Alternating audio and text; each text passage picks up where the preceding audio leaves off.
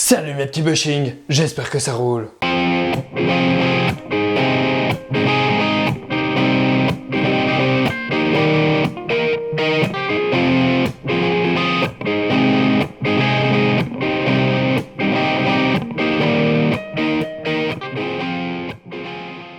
Souvent quand on commence à longboard, on cherche son équilibre, on apprend à tourner, tout ça. Mais rapidement, on veut faire le fifou pour impressionner la donzelle. Ça se dit encore donzelle? Du coup, idée de génie, on se dit qu'on va se faire une descente. Mais arrivé en plein milieu de la descente, on se rend compte qu'on n'est pas sur la trottinette de sa petite sœur. Y a pas de frein. Et là, t'as plus qu'à sauter de ta longboard, repeindre le sol en rouge et expliquer à ton chien pourquoi tu seras pas là à son anniversaire. Donc avant que tout ça n'arrive, direction champ de bataille pour apprendre à freiner. Ok les gars, ce que je vais vous apprendre aujourd'hui, c'est la fameuse technique du drop foot, transmise de génération en génération. Donc en français, ça donne le pied baissé. Le pied baissé? C'est vraiment pas compliqué en soi, mais c'est comme tout, il faut s'entraîner.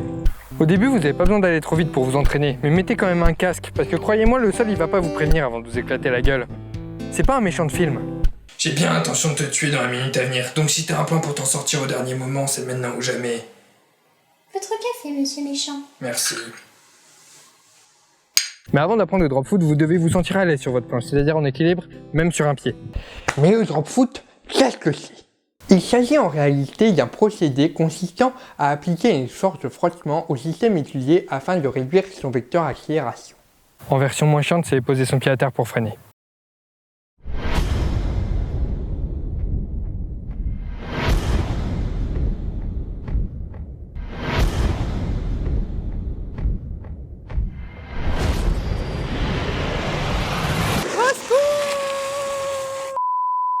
Que vous soyez goofy ou régulier, vous devez garder votre pied avant sur la planche pour ne pas perdre votre équilibre.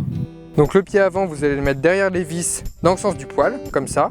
Et le pied arrière, vous allez le mettre à la même hauteur, parallèlement.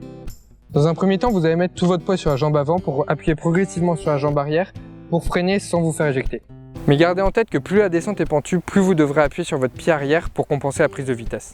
Et pensez à garder un peu de souplesse sur les jambes pour ne pas perdre l'équilibre en posant le pied par terre. Bon, ça a l'air stylé comme ça, mais je vous cache pas qu'il y a quand même quelques petits inconvénients. Déjà, je vous cache pas, ça va être la merde pour tourner. Alors, à moins que vous installiez un guidon sur votre longboard, mais dans ce cas, ça ressemblera à une trottinette, donc je vous invite à dégager. Vous devrez anticiper vos virages et donc freiner en avance. Le deuxième inconvénient, c'est que plus vous allez vite, moins vous aurez d'équilibre et donc plus ça sera dur de freiner. Mais le gros inconvénient du drop foot, c'est que ça va littéralement bousiller vos pompes. Donc, soit vous renforcez vos chaussures et il y a des semelles exprès pour ça, je vous mettrai un lien dans la description, soit vous réservez des chaussures assez résistantes pour la longboard. Voilà, c'est à peu près tout pour le drop foot, il vous reste plus qu'à vous entraîner. Si ça vous a plu, défoulez-vous sur le bouton des pouces bleus, ça me dérange pas. Et n'hésitez pas à partager un peu partout. Dans tous les cas, vous pouvez vous abonner pour devenir des bushings de l'espace. Checkez aussi les autres vidéos, mais surtout, bon ride.